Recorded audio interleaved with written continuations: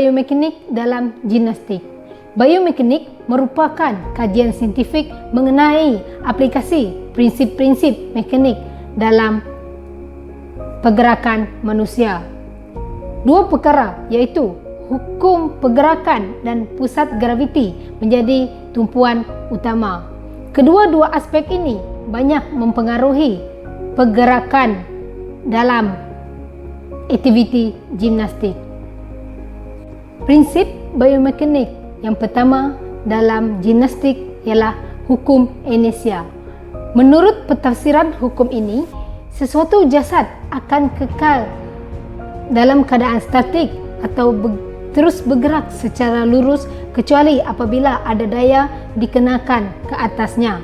Pendek kata, daya diperlukan untuk menghasilkan pergerakan dan juga untuk mengubah hala jasad yang sedang bergerak. Contoh operasi hukum inersia ialah bertukar dari satu kedudukan ke kedudukan yang lain. Misalnya, seseorang peserta setelah mengimbangkan dirinya untuk beberapa saat dalam kedudukan dirian kepala, meluruskan kedua-dua belah tangannya dengan menekan kuat di atas tapak sokongan.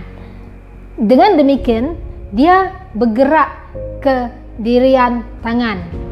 Pergerakan yang berlaku itu adalah hasil tindakan daya otot tangannya. Tanpa daya dalaman, itu perubahan dari dirian kepala ke dirian tangan tidak dapat dilakukan. Prinsip biomekanik yang kedua dalam gimnastik ialah hukum pecutan. Mengikut hukum ini, sesuatu jasad yang bergerak akan kekal hal lajunya sehingga ada daya yang bertindak ke atasnya. Perubahan hal laju adalah berkadar dengan daya yang bertindak. Perubahan hala sesuatu jasad itu akan bergantung kepada hala datangnya daya tersebut. Implikasi hukum pecutan ialah untuk mempercepatkan pergerakan sesuatu jasad, daya perlu ditambah. Untuk melambatkan pergerakan sesuatu jasad, daya perlu dikenakan dari hala yang bertentangan. Daya yang diperlukan adalah bergantung dengan beratnya sesuatu jasad itu. Prinsip biomekanik yang ketiga dalam gimnastik ialah hukum aksi reaksi. Pentafsiran asas mengenai hukum ini adalah bahawa setiap tindakan oleh sesuatu jasad ke atas jasad yang lain akan menghasilkan suatu tindak balas yang sama kuat dari hala yang bertentangan oleh jasad yang kedua. Contoh operasi hukum aksi reaksi. Pergerakan dari kedudukan dirian kepala sudut. Misalnya, semasa peserta bergerak dari kedudukan dirian kepala sudut ke kedudukan dirian kepala tegak, dia terpaksa berhati-hati kerana pergerakan kaki ke keadaan tegak boleh menjejaskan imbangannya. Sebagai tindak balas kepada pergerakan kaki ke atas, peserta biasanya melentikkan badannya ke hala yang bertentangan.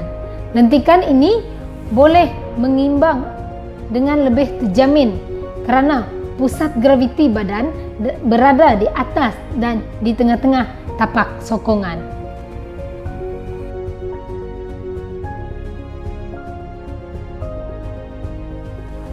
Guling hadapan. Dalam keadaan berdiri, lutut dibengkokkan, tangan diangkat lurus ke hadapan, letakkan kedua-dua tapak tangan di atas lantai dengan jarak seluas bahu, jongkitkan badan dengan meluruskan lutut dan menolak ke hadapan dengan pangkal jari-jari kaki.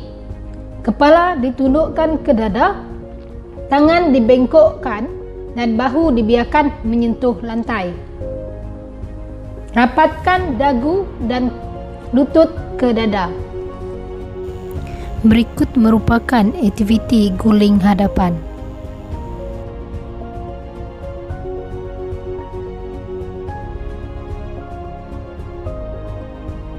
Kesalahan yang sering dilakukan semasa melakukan guling hadapan ialah kaki tidak rapat ke dada di akhir gerakan roll.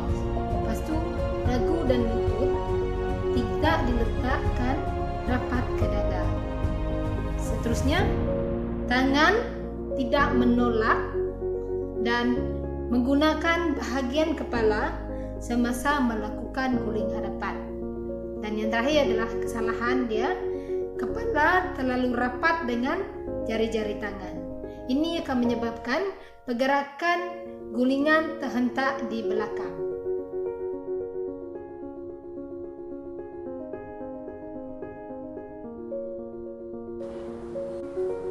Guling belakang. Pertama, mencangkuk dengan lengan lurus ke hadapan. Seterusnya, lutut dilipat ke dada, tangan dibawa awal ke atas bahu. Seterusnya, tolak dengan kuat dan kekalkan lutut dilipat. Dan yang terakhir, tolakkan diteruskan sehingga mendarat atas pangkal jari-jari kaki. Berikut merupakan aktiviti guling belakang.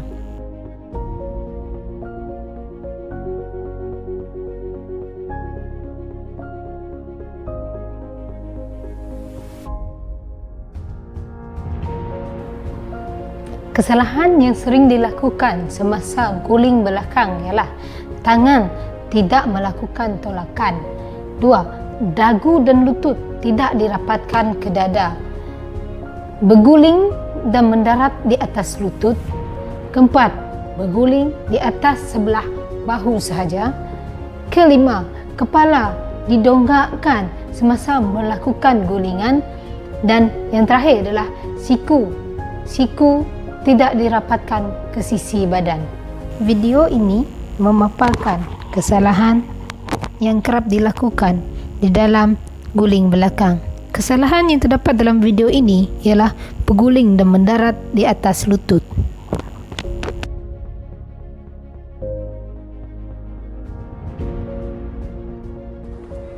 Cara melakukan putar roda ialah berdiri sisi, kaki mengangkang, tangan mendepa dan badan dicondongkan menghala arah yang berlawanan dengan arah pergerakan roda kereta.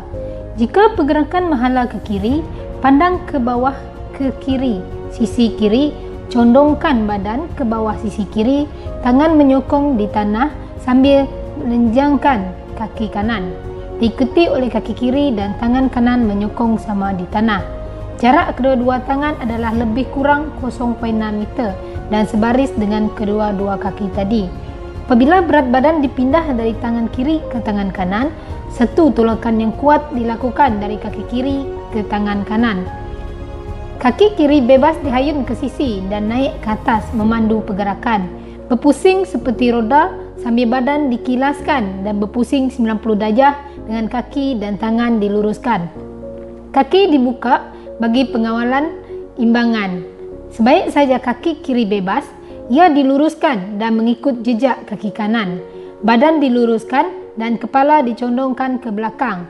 Pelajar melalui kedudukan dirian tangan dengan kaki dibuka. Perlu diingat, seperti dalam dirian tangan, dagu hendaklah betul-betul tegak di atas hujung jari tangan dan ibu jari kaki betul di atas tengkuk. Apabila berat badan dipindah ke atas tangan kanan, satu tolakan dilakukan oleh tangan kiri dengan kuat. Ketika badan jatuh ke sisi dan pusat graviti melintasi dan melebihi bahu kanan, tangan kanan akan menolak ke atas dengan kuat. Tolakan dengan tangan kanan dan hayunan kaki kanan akan membawa bahagian atas badan naik dan turun ke bawah. Badan semasa ini akan menunjukkan kedudukan tegak. Pendaratan pada pangkal jari-jari kaki kanan dengan jarak kira-kira 0.6 meter dari tangan kanan. Kaki kiri kemudian mengikut untuk menamatkan pergerakan dan keadaan berdiri kangkang.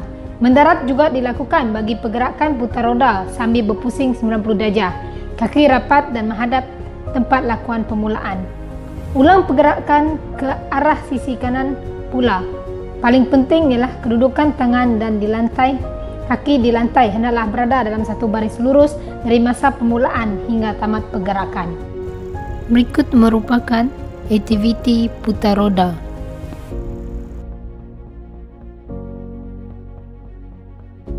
Bagi kesalahan putar roda pula, kesalahan yang kerap kali dilakukan ialah kaki tidak lurus semasa melakukan putaran.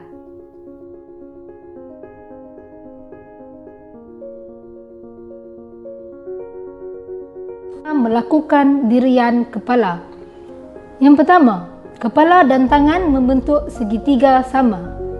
Yang kedua, kaki diluruskan dan gerakan dibuat pada hujung jari kaki. Yang ketiga, tangan menekan kuat ke atas lantai. Yang keempat, pelakuan dirian kepala bermula. Yang kelima, apabila kaki meninggalkan lantai, kaki dibawa ke kedudukan dirian kepala, lutut dan badan dirapatkan. Semasa dirian kepala, kaki dan belakang badan diluruskan. Video ini memaparkan aktiviti dirian kepala.